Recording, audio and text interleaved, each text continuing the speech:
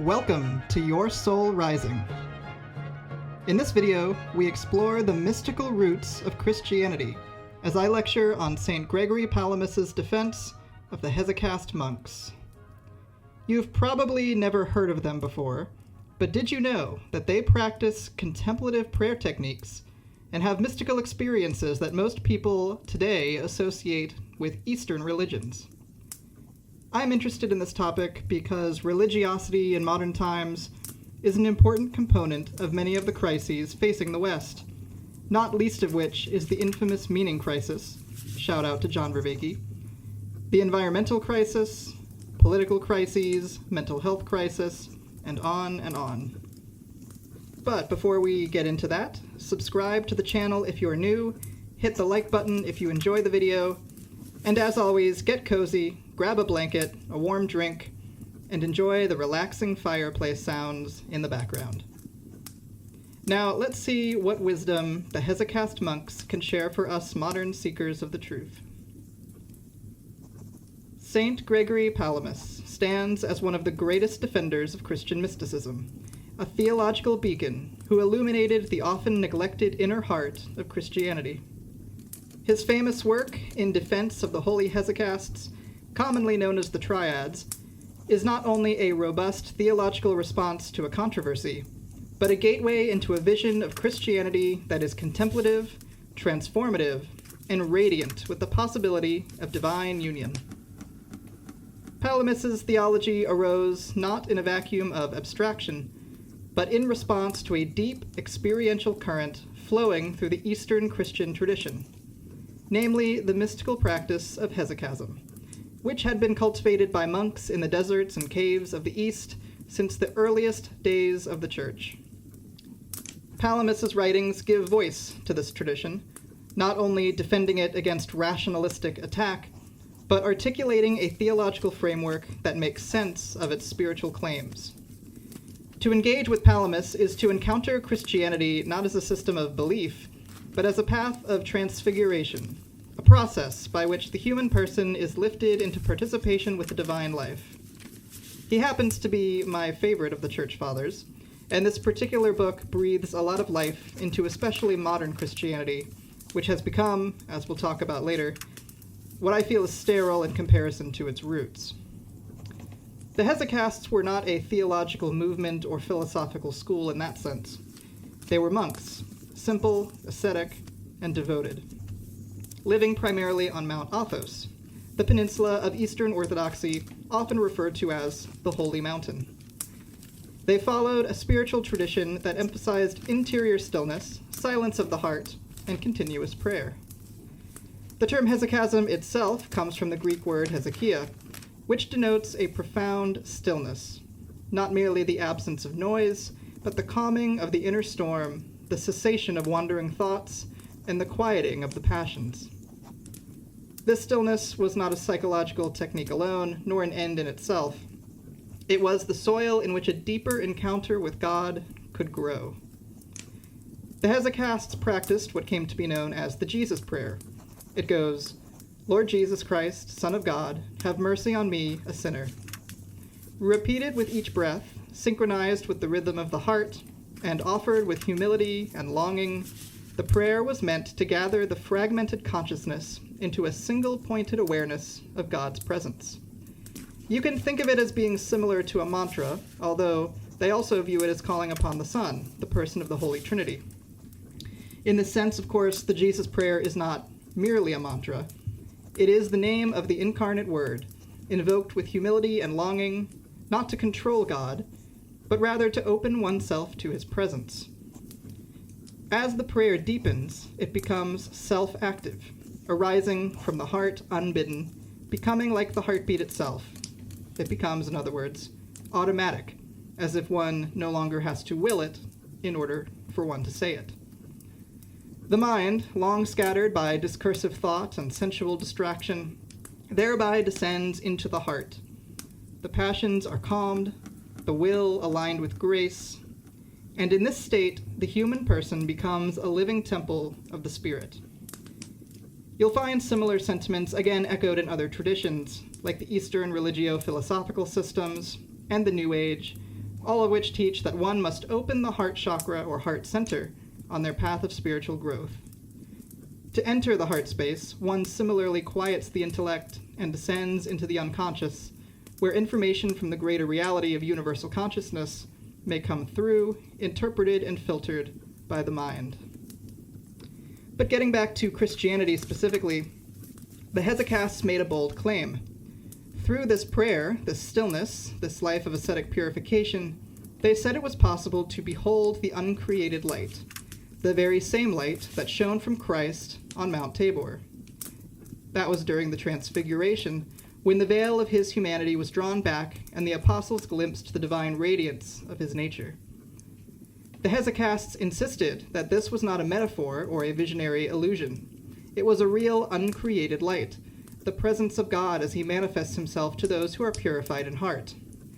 They called it the Taboric light, and said it could be seen with the eye of the heart, or the nous, a faculty deeper than reason, capable of apprehending God's presence directly. You can find a parallel to this in the concept of the third eye of the wider spiritual community and the Eastern systems. But, of course, I'm sure Orthodox Christians would say that it's not the same thing. I'm trying to synthesize many of these spiritual experiences as we study various theologies on this channel, so I beg their forgiveness when I make these comparisons. At any rate, this claim brought them into direct conflict with Barlaam of Calabria, who had come to Byzantium from the Latin West. Barlaam represented a very different stream of Christian thought. Deeply influenced by the scholasticism of the West and by Neoplatonic rationalism, Barlaam viewed theology primarily as a matter of intellectual speculation and philosophical dialectic. For him, God's essence was utterly unknowable, and any claim to perceive or experience God directly was naive at best and heretical at worst. When he encountered the Hesychasts and their teachings, he was scandalized. He ridiculed their physical practices, such as sitting in stillness with the head bowed to the chest, and mocked their belief in the vision of divine light. He accused them of falling into a dangerous error, confusing the created and the uncreated, the psychological and the divine. Palamas, himself a monk of Mount Athos, and later Archbishop of Thessalonica, responded to Barlaam with humility, but with remarkable theological precision. His triads were written not only to defend the monks of Athos, but to preserve the heart of Christian spirituality from being severed by rationalism.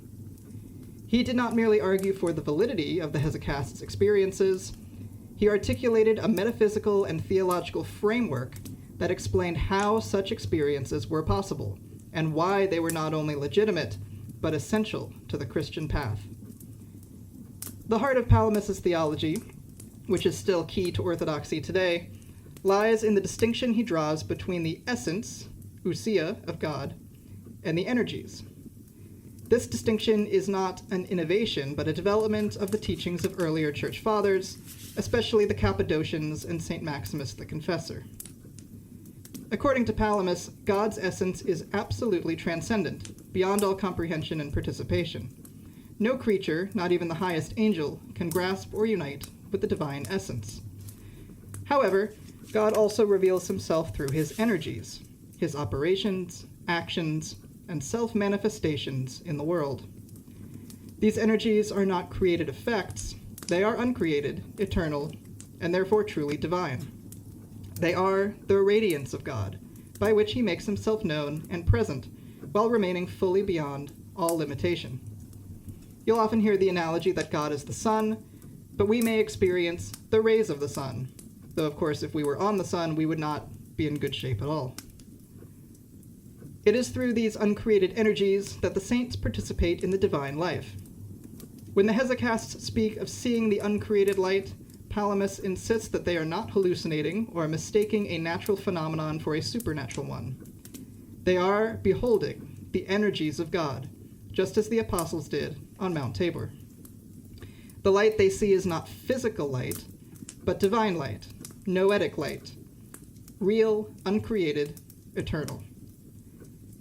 In this way, Palamas safeguards both the transcendence of God, his absolute otherness, and also the immanence of his grace, or his presence, in and to creation. This theology has, as you might expect, immense implications, and it's no wonder this was such a heated debate. Palamas had to make this defense multiple times, in fact, but it was ultimately brought into Orthodox dogma. What it means is that Christianity is not simply a matter of believing certain doctrines or following certain rules. It is, at its core, a path to divine union. That is, theosis, deification. That is the goal of the Christian life, as outlined in Orthodox dogma. God became man, said the Church Fathers, so that man might become God, not by nature, but by grace. Not by essence, but by participation. So Palamas gives conceptual clarity to this ancient truth and anchors it in the lived experience of the Church's mystics. Thus, Christianity is a theoanthropic path, grounded in the mystical experience of the divinity, the mediation of the human and the divine. That mystical experience, by the way, is one that is always marked by unconditional love, unity, and light. When one experiences it, one is forever transformed and sees everything as unity. The divine and inner light is noetically visible in everyone and everything, especially as one continues to follow this path and purifies their heart. Now, that all sounds quite different from the Christianity we know today, which is based more on separation, dependent on the beliefs and morals that one claims to have. By have, what I mean is that one is expected to intellectually hold certain beliefs and perform certain behaviors. Today's Christianity is often more abstracted and propositional. Its worship services, especially in Protestantism, and especially in the United States, for example, are now often lecture style, with slide decks featuring a kind of liberal arts, academic, seminarian analysis of Bible verses. The taught interpretation of these verses is, of course, usually removed from the liturgical tradition of the community that constructed the Bible in the first place, and who decided what to include and not include. It's also usually quite literalist, as if reading a physics, history, or law textbook, rather than using the written word for liturgical and worship purposes. The modern service is still a communal experience, of course, but the community is in a passive, listening, and accepting position, where a minister or pastor has done this kind of academic analysis alone and then comes and exposits about it. It's very different from the kind of participatory ritualism of the other Christian traditions, particularly Eastern Orthodoxy, in which even the architecture of the space contributes to the full experience of the worship. And one must intellectually confess acceptance of these propositions and interpretations in order to be counted in the club. I don't mean to put anybody down with these criticisms. People certainly still do find their spiritual path in modern Christianity, but the spiritual path doesn't seem to be what the institutions and organizations of the religion focus on anymore. Certainly not in the manner that the Eastern Church does, and especially as the Hesychasts do. The monks are, by the way, still active on Mount Athos to this day. As such, in the modern world, many spiritual seekers are dissatisfied with the forms of Christianity they have encountered. These are often moralistic, legalistic, or intellectually arid. They turn instead to Buddhism for mindfulness, to Advaita Vedanta for non-dual awareness, to Sufism for ecstatic union with the divine, to Hermeticism and ancient Egyptian symbolism for the ascension journey of the soul. These traditions all offer deep interior practices, a vision of transformation, and a sense of presence that many associate with mysticism. But the tragedy is that so many of these seekers are unaware that such depth exists within Christianity itself. Christianity is, after all, one of the greatest spiritual languages of the Western world, and thus would be resonant with many people if it returned to its roots. The Hesychast tradition, as defended by Palamas, is the Christian answer to this hunger. It offers not only a path of prayer, but a transformation of the entire being through purification, illumination, and union. Unfortunately, this tradition is all but unknown to those outside the Eastern Orthodox Church, and indeed mystical experience as a whole has been relegated to quaint, at best, and labeled satanic or demonic deception at worst, especially in modern Protestantism.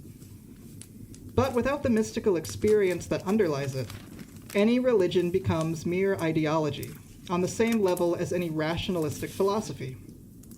It becomes confined to the world of empirical and logical investigation, thus losing all sense of the transcendence that is the heart of religiosity and the connection to reality, to our highest identity as reality experiencing itself.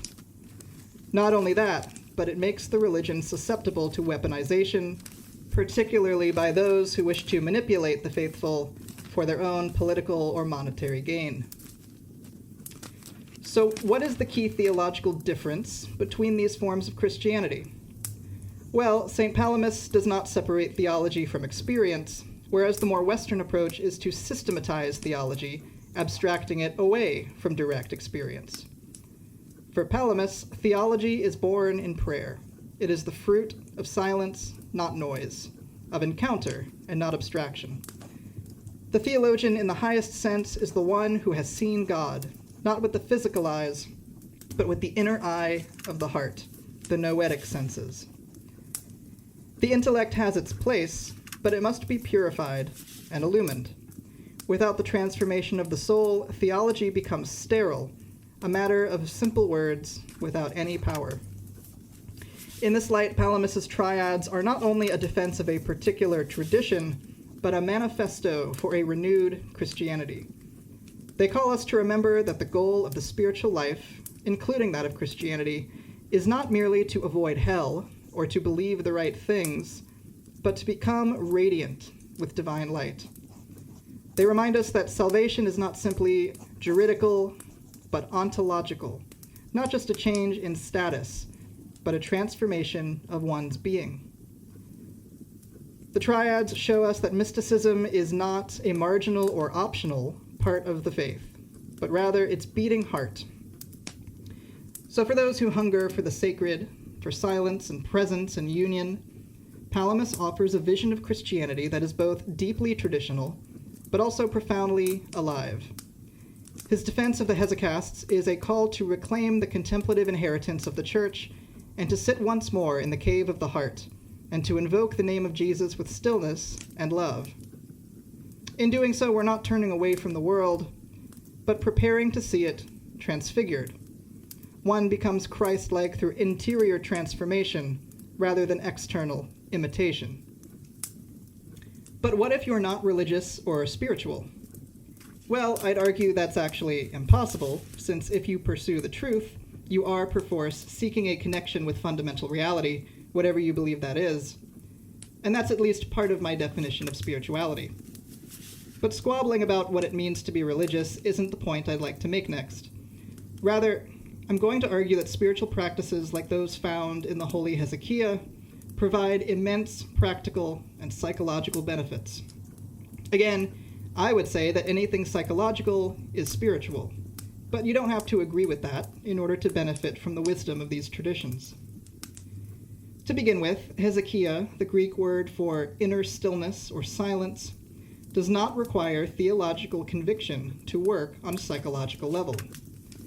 Its practices calm the nervous system, integrate the mind, and reduce the noise of the internal dialogue. Anyone today who struggles with overthinking, anxiety, or attention fatigue will immediately understand the value of simply being still. In fact, the problem most people have isn't that they believe the wrong things, it's that they're mentally scattered, emotionally dysregulated, spiritually malnourished, and thus led more by the unconscious, by messages and marketing and media, so on and so forth.